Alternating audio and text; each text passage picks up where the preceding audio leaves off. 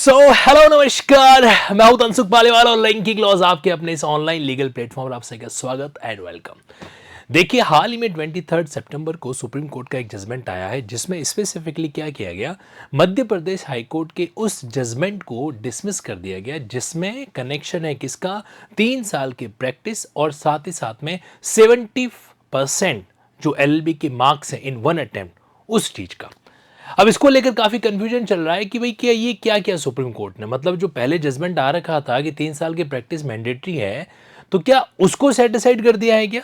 और कई यूट्यूबर जाने अनजाने इस चीज को थोड़ा सा मिसगाइड भी है जो कर रहे हैं या उसको मिसकम्युनिकेट है जो कर रहे हैं। तो आज इस छोटे से वीडियो के अंदर मैं इस चीज को आपको एकदम अच्छे से क्लैरिफाई कर देता हूं कि एक्चुअली में मामला है क्या।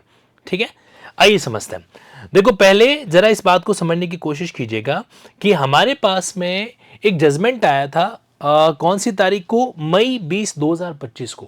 ठीक, इस जजमेंट के अंदर ऑनरेबल सुप्रीम कोर्ट ने, देखो ये एक तरीके से मतलब बड़ा ही शॉकिंग जजमेंट था कई सारे लॉ स्टूडेंट के लिए भी, अचानक जो है ये सारी चीज क्या हो गई। तो इस जजमेंट के अंदर टोटल 91 पैराग्राफ थे, ध्यान से समझिएगा। ऑल इंडिया जजेस एसोसिएशन 2025 का जजमेंट, तारीख थी 20 मई 2025। ठीक है, इसमें इन्होंने ये कहा गया था कि भाई 3 साल का जो प्रैक्टिस है वो मैंडेटरी है, मतलब कम से कम 3 साल का प्रैक्टिस आफ्टर लॉ ग्रेजुएशन आप डील करते हैं तो ही आप जो है जुडिशियल सर्विस एग्जाम के लिए एलिजिबल हो पाएंगे। अब सवाल ये आता है कि इसका प्रभाव कब से होगा, है ना, मतलब क्या ये प्रोस्पेक्टिव है या रेट्रोस्पेक्टिव है। तो इन्होंने पैरा नंबर 90 में बहुत अच्छे तरीके से लिखा, किसने, ऑनरेबल सुप्रीम कोर्ट ने। इन्होंने लिखा कि needless to state that all such recruitment process which have been kept in abeyance, अगर कोई भी रिक्रूटमेंट प्रोसेस जिसको हमने होल्ड किया है इस जजमेंट से पहले, इन view of the pendency of the present proceeding, क्योंकि प्रेजेंट का ये सूट है जो चल रहा था, कई ऐसे स्टेट थे जिनकी प्रोसीडिंग को मई 20 से पहले क्या किया गया था, होल्ड है जो कर दिया गया था। तो वो सारे रिक्रूटमेंट जो होंगे ना, shall proceed in accordance with the rules, कौन से rules, which were applicable on the date of advertisement. तो एडवर्टाइजमेंट की तारीख को जो भी डेट है उसके अकॉर्डिंग इसको डीले जो किया जाएगा। ठीक, यानी कि सीधी सी बात है कि पुराने वाले रिक्रूटमेंट पे इस जजमेंट का कोई प्रभाव नहीं पड़ेगा। एक तो आप ये बात समझने की कोशिश कीजिएगा। अब ये जो जजमेंट था, ये जजमेंट कौन सा था आपका, तो ये जजमेंट था आपके ऑल इंडिया, आप देख पा रहे हैं, ऑल इंडिया जजेज association versus union of India. ठीक, अब मैं आपको लेके चलता हूं ये वाला जजमेंट, ये है ताजा खबर 23 सितंबर, इसकी डेट मैं आपको बता देता हूं। आप जब इस जजमेंट के नीचे जाएंगे ना तो बिल्कुल आपको देखने को मिल जाएगा कि यहां पर सितंबर 23 2025। ठीक, अब ये जो जजमेंट आ रखा है डिविजनल बेंच का, ये जजमेंट कौन से मामले के अंदर है, ये है high court of Madhya Pradesh versus Jyotsna and other. ठीक, अब ये टोटल आपके 13 पेजेस का जजमेंट है जिसको लेके सारा कंफ्यूजन है। तो मैं आपको वन बाय वन जो है अगले 5 मिनट में सारी बातें स्टेप बाय स्टेप समझाने का प्रयास करता हूं। ठीक, अभी तक आपने ये समझा है कि 20 मई 2025 को सुप्रीम कोर्ट का निर्णय आया था, 3 साल की प्रैक्टिस मैंडेटरी कर दी गई। कौन से रिक्रूटमेंट पे, जो आने वाले रिक्रूटमेंट है 20 मई 2025 के बाद वाले रिक्रूटमेंट, उससे पहले वाले नहीं। ठीक, नाउ अब मामला कुछ इस तरीके से है कि यहां पर ये जो सुप्रीम कोर्ट का जजमेंट है, इसके पीछे स्टेप नंबर 1, पहले बैकग्राउंड को समझने की कोशिश कीजिएगा। बैकग्राउंड ये है कि 17 नवंबर 2023 को मध्य प्रदेश के अंदर एक वैकेंसी आई सिविल जजेस को लेकर। उसमें जो एलिजिबिलिटी क्राइटेरिया था वो गवर्न था किसके द्वारा, Madhya Pradesh judicial service recruitment condition rules 1994। हर स्टेट जुडिशियल एग्जाम का क्या होता है, एक जुडिशियल सर्विस रूल्स है जो होता है। अगर आपके पास जुडिशियल सर्विस रूल्स की कॉपी नहीं है तो मैं आपको बताना चाहता हूं कि लिंकिंग लॉ की वेबसाइट पर आपके हर स्टेट एग्जाम के रिगार्डिंग मैंने एक नया इनिशिएटिव लिया है और आपको जो है उस जजमेंट की कॉपी जो है अब आपको यहीं पर देखने को मिल जाएगी। जैसे मान लीजिए आपका ये मध्य प्रदेश का है, तो आप जैसे ही मध्य प्रदेश पे क्लिक करेंगे ना तो यहां पर पेपर्स तो अपलोड है ही, साथ ही साथ में मध्य प्रदेश रिक्रूटमेंट रूल्स 1994 ये भी अपलोड है जो मैंने कर रखा है। ठीक, तो अब हुआ क्या कि अब इस सेगमेंट के अंदर यहां पे 2023 के अंदर एमपी ने, मध्य प्रदेश ने क्या की, वैकेंसी है जो लेके आया। ठीक, अब ये जो जुडिशियल सर्विस रूल्स है 1994 वाला, उसमें क्या एक रूल नंबर 7 था। ठीक, उसमें किया गया अमेंडमेंट। अब ये जो अमेंडमेंट था उसके अंदर वो कब का है, जून 23 2023 को लेकर, यानी कि रिक्रूटमेंट से पहले इन्होंने अमेंडमेंट कर दिया। आप समझने की कोशिश करना, रिक्रूटमेंट से पहले अमेंडमेंट है जो किया गया, किसके द्वारा? मध्य प्रदेश के द्वारा, द अमेंडमेंट इन रूल 7। और ये रूल 7 का अमेंडमेंट वही था, कौन सा? जिसने सबसे पहले मध्य प्रदेश में या तो 3 साल की कंटिन्यू प्रैक्टिस होनी चाहिए या फिर आपकी एलएलबी में फर्स्ट अटेम्प्ट के अंदर 70% मार्क्स, और अगर SC ST है तो 50% मार्क्स है जो चाहिए। याद है ना आपको, जिसको लेकर काफी विरोध भी है जो हुआ था। ठीक, अब ये मामला आया और इन्होंने रिक्रूटमेंट के अंदर ये कंडीशन है जो डाल दी, बोला रूल नंबर 7, सारा खेल रूल नंबर 7 का। ठीक, following a challenge to the amended rule, supreme court by interim order on December 15 in Monika case. यहां पे क्या हो गया था? तो अब जब इसको चैलेंज किया गया इस रूल्स को लेकर, तो मोनिका यादव वर्सेस हाईकोर्ट का एक मामला, MP हाईकोर्ट का मामला चला, और वहां पे सुप्रीम कोर्ट ने permitted all candidates eligible under pre amended rules. तो अब यहां पे मोनिका यादव के केस में सुप्रीम कोर्ट ने 15 दिसंबर को इस अमेंडमेंट से पहले वाले जितने भी कैंडिडेट थे सबको अलाउ कर दिया कि भाई तुम एक बार एग्जाम के अंदर तो बैठो, आगे देखते हैं, subject to the final outcome of the challenge. तो इंट्रीम अलाउ कर दिया गया। ये है स्टेप 1। ठीक है, दूसरी बात पे चलते हैं अपन। ये तो एक पहला पॉइंट हो गया। दूसरा केस होगा कि अब जो है इन द रेस्पोनेंट, अब इस प्रेजेंट केस में सुप्रीम कोर्ट का जो प्रेजेंट केस है 23 सितंबर वाला, इसमें ज्योत्सना दहोलिया और जो अदर एक और कैंडिडेट्स हैं उन्होंने प्रीलिम्स में पार्टिसिपेट किया था। जनवरी 14 2024 को इसका एग्जाम हुआ, रिजल्ट आया। रिजल्ट के अंदर क्या आया कि कट ऑफ गई 113, और ये जो ज्योत्सना जी हैं इनका स्कोर आया था 112, और एक और कैंडिडेट से उसका स्कोर आया था 108। कट ऑफ से स्कोर जो है वो क्या आया? कम है जो आया। ये भी फैक्ट ध्यान में रखना, मतलब वो मेंस के लिए क्वालिफाई है जो नहीं हुए। तीसरा स्टेप, सब्सिक्वेंटली 1 अप्रैल 2024 को मध्य प्रदेश हाईकोर्ट ने क्या किया? Upheld the validity of amended rule 7G। मतलब ये जो नया नियम आया ना, इसको उन्होंने इसकी वैलिडिटी को अपहेल्ड कर दिया, बोला कि नहीं 3 साल वाला जो ये नियम है और जो 70% वाला स्कोर वाला जो नियम है वो वैलिड है। इसको मध्य प्रदेश ने अपहेल्ड जो कर दिया। ठीक, स्पेशल लीव पिटिशन जो है वो इस मध्य प्रदेश हाईकोर्ट के जजमेंट को 1 अप्रैल 2024 इसको चैलेंज करते हुए फाइल की गई सुप्रीम कोर्ट में, लेकिन वो डिसमिस है जो कर दी गई सुप्रीम कोर्ट के द्वारा 26 अप्रैल 2024 को। यानी कि मध्य प्रदेश हाईकोर्ट ने रूल 7G का अमेंडमेंट वैलिड किया, इसको चैलेंज करने के लिए सुप्रीम कोर्ट में गए, सुप्रीम कोर्ट ने उस पिटीशन को डिसमिस कर दिया। यानी कि एक तरीके से मध्य प्रदेश का वो जो 7G वाला जो मामला था वो वैलिड है जो करार कर दिया गया। ठीक, फॉलोइंग दिस, तो अब रेस्पोनेंट ने writ petition challenging the preliminary examination result were also dismiss by the high court. तो अब क्या था कि रेस्पोनेंट ने जो चैलेंज किया था प्रीलिम्स के रिजल्ट को, वो भी हाई कोर्ट ने डिसमिस कर दी on 7 May 2024 on the ground that they had not secured the required cut off. अब जो कि क्या है, ज्योत्सना जी उनके 112 और 108 मार्क्स ही आ रहे थे, 113 का कट ऑफ था। ठीक है, तो फिर इन्होंने प्रीलिम्स एग्जाम को चैलेंज करते हुए ये ज्योत्सना जी जो है वो गए हाईकोर्ट में, उनका मामला डिसमिस हो गया। हाईकोर्ट ने कहा कि भाई तुम्हारा तो कट ऑफ से मामला स्कोर कम है, डिसमिस कर दिएगा। कौन सा मामला? ध्यान से अटेंशन, मई 7 2024 को हाईकोर्ट का ये ऑर्डर आया।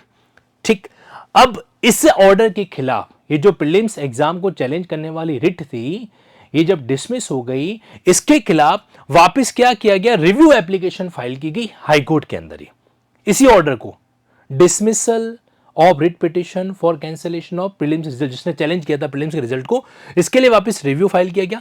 और ये जो रिव्यू एप्लीकेशन है जून 13 2024 में हाईकोर्ट ने अपने रिव्यू जुरिस्डिक्शन एक्सरसाइज करते हुए अपने प्रीवियस ऑर्डर को रिकॉल कर दिया। मतलब पहले कहा था कि भाई हम तुम्हारे इस केस में प्रीलिम्स एग्जाम के रिजल्ट में कोई चेंजेस नहीं करेंगे, उन्होंने डिसमिस कर दिया। तो पहले इनका मामला डिसमिस हो गया, लेकिन जब रिव्यू फाइल की गई तो अपने पुराने ऑर्डर को रिकॉल कर दिया हाईकोर्ट ने।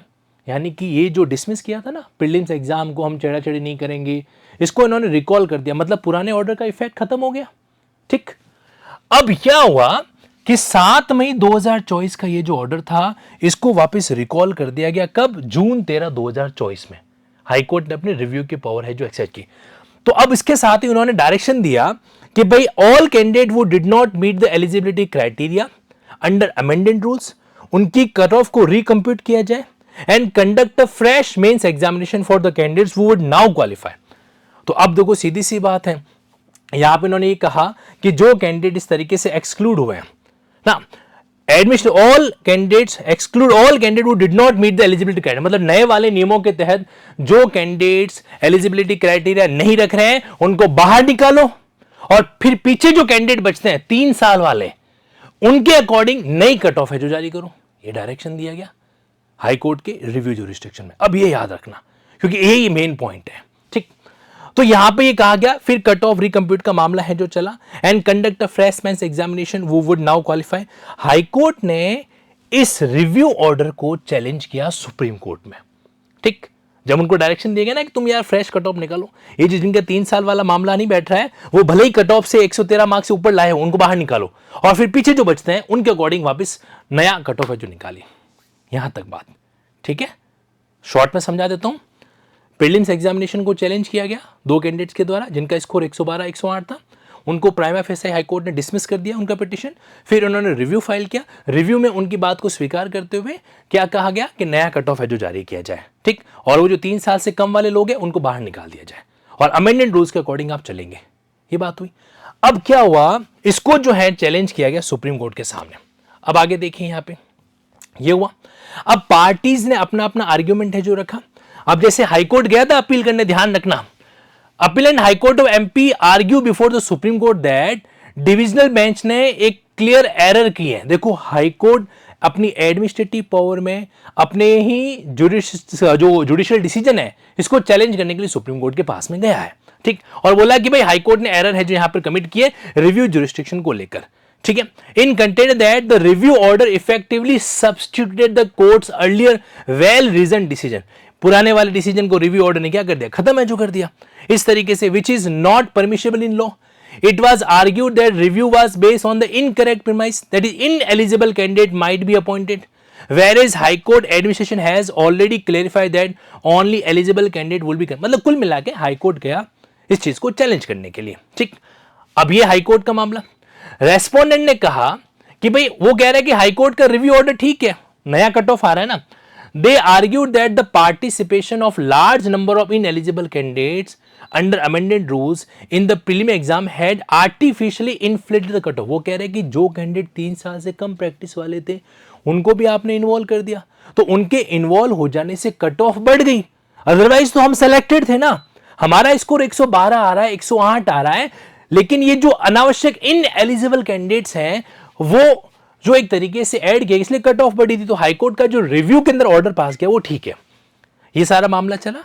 दे contended once these ineligible candidates were remove, तो कट ऑफ जो है वो कम हो जाएगी और हमारा सिलेक्शन हो जाएगा, हम क्वालिफाई हो जाएंगे। सुप्रीम कोर्ट ने सारी बात को एनालिसिस किया और सुप्रीम कोर्ट का जो फाइनल बात क्या रहा, in its judgment authored by so and so high court had indeed exceeded its review jurisdiction. Supreme court ने कहा कि भाई जो हाई कोर्ट ने किया है वो अपने रिव्यू जुरिस्डिक्शन को एक्सीड है चुका है। The bench noted that the very same contention regarding recomputation of cutoff marks has been raised by the respondent in their initial writ petition and was explicitly rejected। मतलब जो original order pass किया गया था high court के द्वारा वो ठीक था।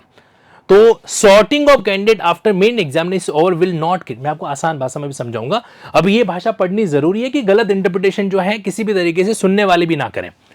Sorting of candidate after main examination is over will not create any possibility that candidates will have not be attained the benchmark in the prelims examination। अब मेंस का एग्जाम खत्म हो चुका है, अब तुम उस चीज को प्रीलिम्स एग्जामिनेशन रिजल्ट को वापस करोगे, ठीक है, तो ये ठीक नहीं बैठ रहा है। ये बात हुई यहाँ पे, ठीक। और फाइनली जो है जो रेस्पोंडेंट का कंटेंशन था उसको भी सुप्रीम कोर्ट ने ऑब्जर्व किया। उन्होंने कहा कि reduction of cut off have been turn down, it was not open for the high court in exercise of review jurisdiction to reconsider the very same contention and hold otherwise such exercise could have been undertaken only in exercise of appellant jurisdiction and not in exercise of review। मतलब review के अंदर कोई fresh ground है जो आना चाहिए, जो ground already original judgement के अंदर डील किया जा चुका है उसको आप रिव्यू में कब क्यों ला रहे हो। रिव्यू के भी कुछ स्पेसिफिक ग्राउंड है जो होता है, और हाईकोर्ट का जो रिव्यू पावर है वो भी सिविल प्रोसीजर कोड 1908 के प्रोविजन के अकॉर्डिंग ही गवर्न है जो किया जाता है, ठीक। तो उसके लिए उसमें आप पढ़ेंगे ना तो वहां पर आपको पता चलेगा कि न्यू ग्राउंड कुछ होना चाहिए, कोई ऐसी गलती जो पहले, मतलब कोई ऐसा ग्राउंड जो पहले नहीं था वो सामने आना चाहिए। तो ये बात मतलब टोटली लॉ पॉइंट पर बात हुई यहाँ पे। और साथ ही साथ में supreme court further noted apprehension about ineligible candidates being appointed, तो वो तो खत्म ही हो गया क्योंकि हाईकोर्ट ने खुद ने हाईकोर्ट रजिस्ट्रार ने एफिडेविट फाइल कर दिया कि कोई भी इनएलिजिबल कैंडिडेट जो है सेलेक्ट है जो नहीं हो पाएगा। और फाइनली 3 लाइनों के अंदर कंक्लूजन वो ये है, There was no valid, attention, ये आखिरी पॉइंट है, there was no valid reason for the High Court to invoke its review jurisdiction। The judgment set aside the High Court's order of June 13, 2024। अब क्या हुआ, judgement ने जो है एक तरीके, जो सुप्रीम कोर्ट जजमेंट है उसने हाई कोर्ट के वो जो रिव्यू वाला जजमेंट था ना जून 13 2024 वाला, जिसमें कहा गया कि नई कट ऑफ जारी करो, उसको खत्म कर दिया। मतलब कोई नई कट ऑफ नहीं है, जो ओरिजिनल कट ऑफ जारी की गई थी उस वैकेंसी के अंदर उसी को कंसिडर है जो किया जाएगा। ठीक है, dismiss the respondent review petition and directed the High Court of MP to conclude the recruitment process by the advertisement dated November 17, 2023 at the earliest। तो इसलिए जो प्रोसेस रुकी हुई थी ना, अब वो फटाफट क्या कर दी जाएगी, कंप्लीट है जो कर दी जाएगी। मैं आपको एक जानकारी और देना चाहता हूँ कि ये है वो मेन एडवर्टाइजमेंट जिसकी हम बात कर रहे हैं। 2023 का जो एडवर्टाइजमेंट ना वो ये वाला 17 नवंबर को आ रखा था, तो ये अभी तक होल्ड पड़ा था। इसको जो है इन्होंने क्या किया, एकदम क्लेरिफाई है जो कर दिया। अब सवाल ये आता है, तो क्या हमारा जो 3 साल का कुछ नियम है उसमें कुछ होगा क्या? तो देवियों और सज्जनों, उसमें कुछ भी नहीं होने वाला है। 20 मई 2025 उसके बाद कोई भी रिक्रूटमेंट अगर आता है तो उसमें 3 साल के एसेंशियल चीज को अगर मेंशन किया जा रहा है तो नथिंग रॉन्ग इन दैट। हाँ, ये बात ज़रूर है कि कुछ हाई कोर्ट के लिए उनको रूल्स बनाने के लिए कहा गया है कि भाई आप 3 साल का प्रैक्टिस कैसे कंसिडर करवाएंगे, उसके रिगार्डिंग आप पूरे रूल्स बनाओ। तो कुछ हाई कोर्ट हो सकता है कि रूल्स अभी तक नहीं बनाया है तो पुराने वाली चीज़ को फॉलो कर रहे हो, लेकिन प्रोस्पेक्टिव ओवररूलिंग है जो यहाँ पर है, रेट्रोस्पेक्टिव नहीं है। और ये जो मध्य प्रदेश का जजमेंट है ये सिर्फ और सिर्फ 2023 के अकॉर्डिंग ही चीज़ों को डील है जो कर रहा है। मतलब उसके तहत जो है वो जो आपका 3 साल का जो बेसिक वाला क्राइटेरिया था उसको साइड में रखते हुए जो सामान्य प्रक्रिया के तहत क्या किया गया मामला है जो डील किया जाएगा, कोई नई कट ऑफ नहीं है। तो ये सिर्फ आपके मध्य प्रदेश, अच्छा एक और बात बताऊं आपको, ये सिर्फ मध्य प्रदेश के इस पार्ट को ही अफेक्ट कर रहा है और किसी को नहीं। क्यों? क्योंकि ये जजमेंट भी क्या है, ये नॉन रिपोर्टेबल। आप देखिए ये वाला जो जजमेंट है, अब आप इस जजमेंट को ऊपर लेके चले जाइए, it is a non reportable judgment. तो ये कोई ऐसा नहीं है कि मतलब कोई प्रेसिडेंट वाला जजमेंट अपने आप में आ रखा हो, ये तो सिर्फ पर्टिकुलर केस के अंदर ये चीज को क्या कर रहा है, डील है जो कर रहा है। सरल शब्दों के अंदर 3 साल का जो आवश्यक क्राइटेरिया है उस पर कोई प्रभाव इस जजमेंट के द्वारा नहीं दिया गया। तो ऑल इंडिया जजेस वाला जो जजमेंट है 20 मई वाला, वही क्या करेगा, अपना कंटिन्यू है जो चलेगा। ये सारी बात थी जो मुझे लगता है कि शायद मैं आपको समझाने में सफल हुआ हूँगा। अगर हाँ तो मुझे कमेंट बॉक्स में बताना, और अगर कहीं पर मैंने कोई गलत बात भी कही तो आप मुझे करेक्ट कीजिए। मैं बड़े ही ऑनेस्टी के साथ उसको एडमिट है जो करूँगा, बट मेरा प्रयास रहा है कि मैं आपको सरल भाषा में इसको समझा पाया हूँगा। देखो, लिंकिंग लॉ का ये जो चैनल है ना, ये चैनल आप लोगों के लिए इसी चीज़ को आसान करने के लिए आज 1 लाख सब्सक्राइबर जो है ना इस पर कंप्लीट है जो हुआ है, और ये आपका प्यार और स्नेह ही है जिसके बदौलत जो है ये चीज़ क्या हो पा रही, संभव है जो हो पा रही है। बस मैं आपको इतना ही कहना चाहूँगा कि इस चैनल से मैं आपको कभी भी निराश नहीं करूँगा। जिस तरीके से हम लोगों ने एक शुरुआत की थी ओरिजिनली BNSS 1 क्लास, तो वो सफ़र चलता रहेगा। इससे पहले भी 2 बड़े बड़े चैनल्स लिंकिंग लॉ ने बना के जो है अपने प्रीवियस संस्थान को समर्पित कर दिए थे, चाहे वो उत्कर्ष लॉ क्लासेस, उसकी शुरुआत भी लिंकिंग लॉ ने की थी, और चाहे वो अनअकैडमी जुडिशरी जिसका पहले का नाम लिंकिंग लॉज था, उसकी शुरुआत भी लिंकिंग लॉ ने कर रखी थी। और ये ओरिजिनल जो है वो चीज़ है 1 क्लास जिसके माध्यम से हर कैंडिडेट को उसका बेनिफिट है जो मिल सके। लिंकिंग लॉ के प्रति आपका क्या कहना है कमेंट बॉक्स में ज़रूर कहिएगा, क्योंकि ये मुझे और मेरी टीम को एक अलग इंस्पिरेशन देता है कि हम लोग आपके लिए और बेहतर है जो कर सके। जुडिशरी की क्लासेस चलाना, एडवोकेसी की क्लासेस चलाना वो एक अलग बात है, लेकिन यूट्यूब पर थोड़ा बहुत जो हमारा लिमिटेड नॉलेज है वो आप लोगों के बीच में आ सके और आपको उसका फ़ायदा मिल सके, ये प्रथम प्रयास था, है और रहेगा।